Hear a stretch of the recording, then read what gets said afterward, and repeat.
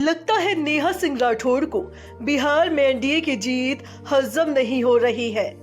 बिहार में मोदी नीतीश की जोड़ी को लेकर जो चर्चा खुलेआम हो रही है वो मोहतरमा को अब खल रही है।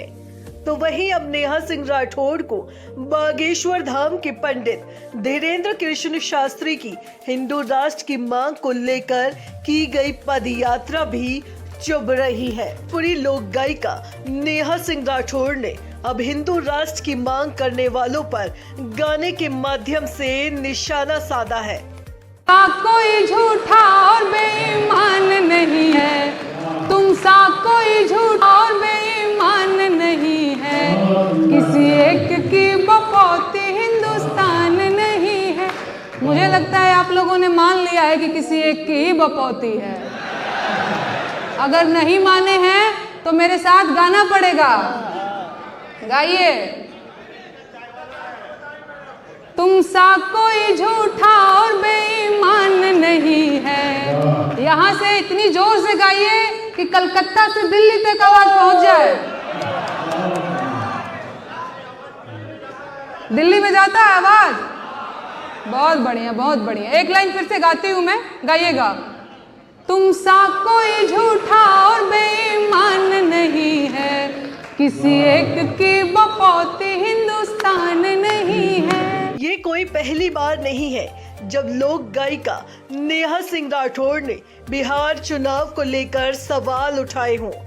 वोट चोरी जैसे मुद्दों को लेकर नेहा सिंह राठौड़ ने एक बयान जारी किया था, जिसमें उन्होंने कहा था कि बिहार का चुनाव लोकतंत्र की छाती पर पैर रखकर लड़ा गया है। बिहार का चुनाव लोकतंत्र की छाती पर पैर रखकर लड़ा गया है। इसे आप मेहनत कहिए, रणनीति कहिए, कूटनीति कहिए, चाहे चाणक्य नीति कहिए, है ये चोरी और बेईमानी ही, जिसमें चुनाव आयोग बराबर का भागीदार है। आदर्श आचार संहिता लगने के बाद भी करोड़ों खातों में रुपए भेजे जाते रहे। हालांकि नेहा सिंह राठौड़ ने बिहार में चुनावी नतीजे आने के बाद सोशल मीडिया पर एक पोस्ट में कहा था कि बिहार के इस 10,000 चुनाव ने साबित कर दिया कि बिहार के लोगों को रोजगार और विकास से कोई मतलब नहीं है।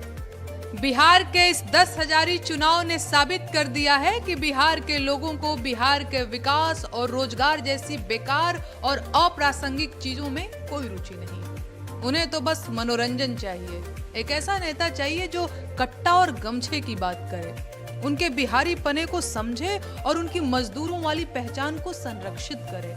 सही भी है, बिहार की पहचान सिर्फ बाटी चोखा और चंपारण मटन थोड़े ही है।